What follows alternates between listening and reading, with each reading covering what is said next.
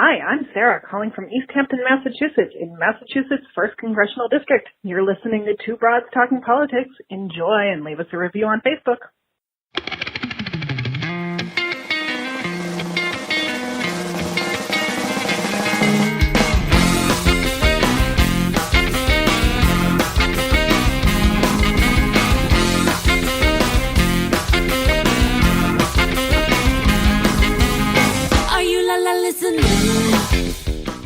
Hi everyone, this is Kelly with Two Broads Talking Politics, and I'm here with my co-host Sophie. Hey Sophie. Hey Kelly. And tonight we're here with Tahirah Amatul-Wadud, who is running for Congress in the 1st District of Massachusetts. Hi Tahirah. Hi ladies, thanks for having me. Yeah, thanks so much for joining us. So this was one of our Twitter connections. Tahirah was yes. endorsed by National Indivisible, and so I had given a shout out on Twitter because we had interviewed several other people who were in that same endorsement class and offered to interview anyone from that class, and Tahirah took us up on it. So we're thrilled to connect with you. Thank you. You are two firsts for us. One is this is the first person we're talking to in Massachusetts, so that's exciting. And the other first is that this is the first time that we have a Democrat who is challenging an incumbent Democrat. So that is exciting, and we will talk about that. But to start, why don't you give us a little bit of what your background is and why you decided to run for Congress now?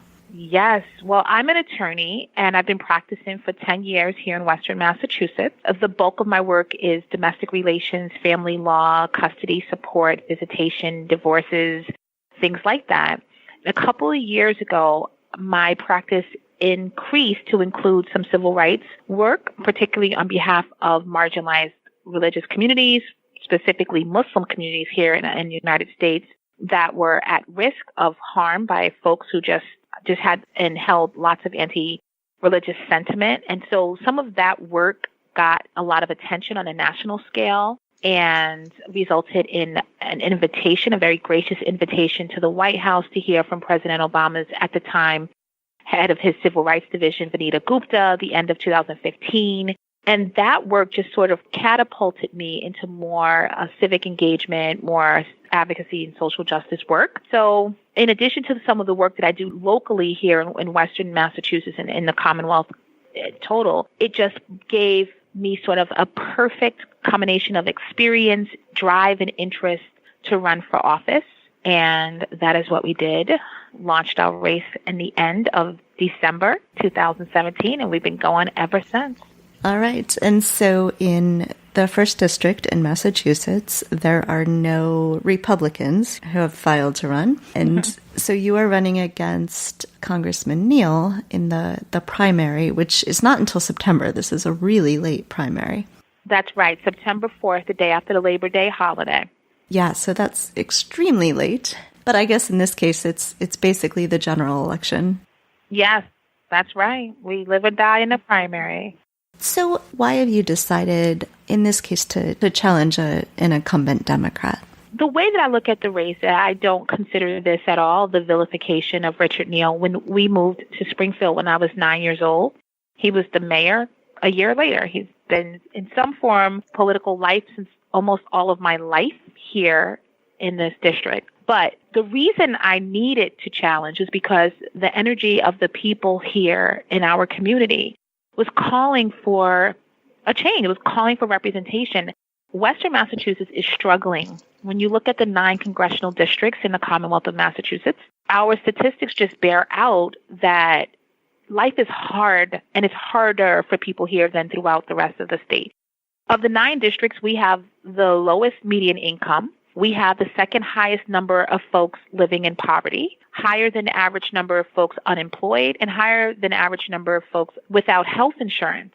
The fact that we also have large segments of our population here in the 3,000 square mile district, 87 cities and towns, we have large pockets of the population that is actually without high-speed internet. So what that looks like, because when I say that to people, even in the district, they say, well, that still happens. So what that looks like is you're driving and you turn into a town and you have no cell phone signal, you have no GPS, you have no ability to get on the internet, you have no ability to get DSL, satellite, etc.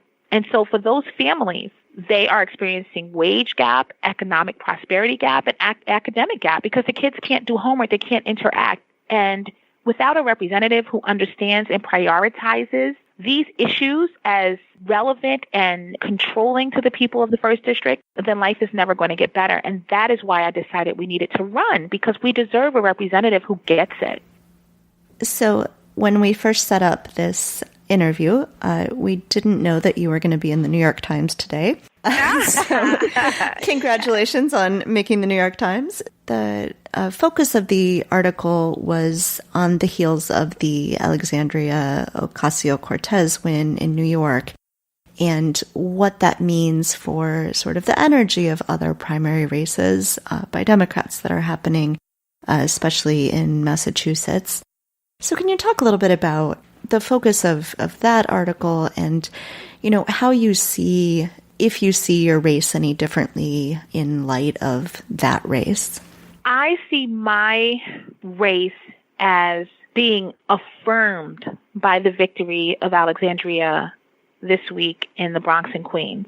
When you read the articles and you hear the comments of the people in her district and then compare them to what people are saying in our district, the messaging that we are using, the connections that we're making with people are based on the fact that the current system is stacked by people who are out of touch, who do not care, and who are establishment. And the only way we're going to change it is to get new blood and new energy into office. So the night of the results, I was up, my campaign manager, we were up, it was 10 o'clock at night. And I think we literally sat on the couch for 24 straight hours between watching the news and responding to the influx of support and messages and contacts and financial contributions that came from people who felt alive and encouraged by that race just 2 hours away from us and what that means for our race right here in Western Massachusetts. So it has been an electrifying week for us. And that's because this is the spirit of what the people want. And this is what we're going to deliver them. So on your website, you have a couple of issues that you talk about. And one of them is education. And I'm wondering if you could talk a little bit. We talk about education on this podcast a lot. I'm wondering if you talk a little bit about sort of your vision for education. Yeah. I was homeschooled basically from fourth grade up until I finished up high school.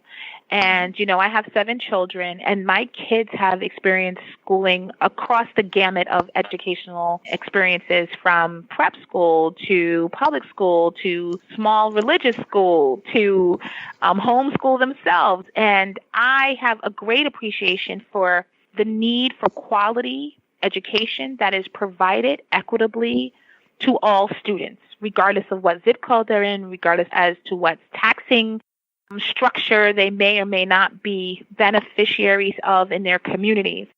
My vision is that we will provide the strongest public school system that we can, and that it would be a universal preschool up through and including at least 2 years of public college, so that kids get off to a really good start.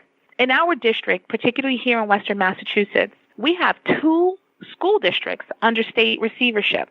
2. It is unacceptable to me that no one is sounding the alarms about how we're failing kids in our district and what needs to be done to rectify it. And so what I'm doing is I'm naming the problem and bringing attention to it, and then we're going to work to solve these issues. But it is wholly unacceptable that in a district like Congressional District Number 1 in Western Massachusetts, we are home to 2 out of 3 school districts under state receivership. It's unacceptable. I like how you sort of tied together the universal pre-K all the way through first 2 years of college, because I feel like oftentimes people talk about college affordability and they talk about K through 12 and they talk about preschool all as separate issues, but they really are. It really is important to talk about them as one issue, as a holistic thing. Totally. Yes. And totally. And just imagine that if we had a universal preschool program, how much more competitive our children would be. I went to Head Start when I was younger, and I remember knowing my ABCs and my colors and the difference that it made for me when I started kindergarten and first grade. I remember being able to write words. And you may laugh because you're like, how would you remember something from when you were 4 and 5 years old? Well, because I replay a lot of experiences that I've had, particularly around my education and especially being homeschooled, when I replay in my mind where I had major strengths and where I had major weaknesses. My early education gave me the foundation to withstand maybe where I might have had gaps in my homeschooling education. So I see the value of a solid preschool education and option for our children. And what that does for working class families is it eliminates the need to spend, $800 a month, $1,000 a month on daycare, and just look at how it could benefit the entire family and the entire community. So I want to ask a little bit about your work with interfaith outreach and religious literacy and pluralism. So obviously, these are things that are under attack by the current administration. And a lot of people are feeling, especially in the light of Justice Kennedy stepping down, a lot of people are feeling like there could be really dangerous precedent set in this country. And with the recent travel ban being upheld by the Supreme Court, I think people are worried not just in the effects of the actual ban, but in the effects of people feeling like they are empowered to be bigoted against certain religious groups. And so I'm wondering if you could speak to that a little bit and what you hope to see Congress do in both the short term and in the long term to protect the rights of people, but also to promote this idea of religious acceptance, not just tolerance, but acceptance. Before I launched the campaign, I spent a lot of time offering classes and speaking to college students and civic groups and religious groups about the commonalities in the 3 major Abrahamic faiths, Islam, Christianity, and Judaism, because there was a need. There was an epic gap in information in our country. 60% of Americans say they don't know a Muslim. Like, that is a lot of people. I usually reject that statistic and I say they don't know that they know a Muslim, because you don't know that your child's coach is Muslim or your daughter's doctor is Muslim, and that's still a problem. But when we don't know each other, then it allows for what we've seen over the past few years, and that is for myths that take up space to do so with relationship to how we look at and see each other. And that is part of the reason that we're in this crisis of xenophobia right now, is the lack of information. And then the misinformation that gets spun by people who have a financial interest and incentive to engage in creating havoc and confusion. So, of course, I was very concerned and watching closely what fell out from the Supreme Court in terms of the Muslim ban. I wholeheartedly disagree with the decision.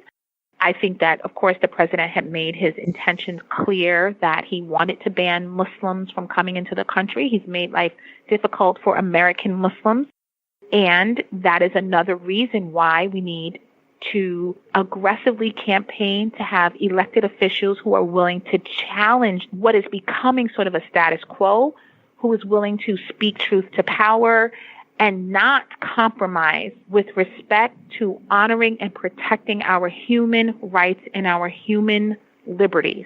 And as long as you have people who are falling over each other to polite each other to death while destroying our fellow human beings, then we will not get there.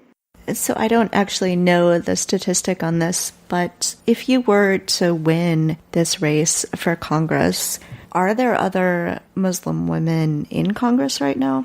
There are not, but Keith Ellison is the first Muslim American in Congress, and as you may know, he's not running for re-election, so he is supporting Ilhan Omar out in Minnesota to run for his seat, and Andre Carson out in Indiana right now is the other Muslim congressman. There are no Muslim women, but there are a handful of us vying to be the first. So, and hopefully you'll all get there. Yeah. Right. That's right. There's room for all of us. I think it's relatively safe for me to say that I'm the first African American Muslim woman to be on the ballot and eligible for an election as a congressional candidate. So I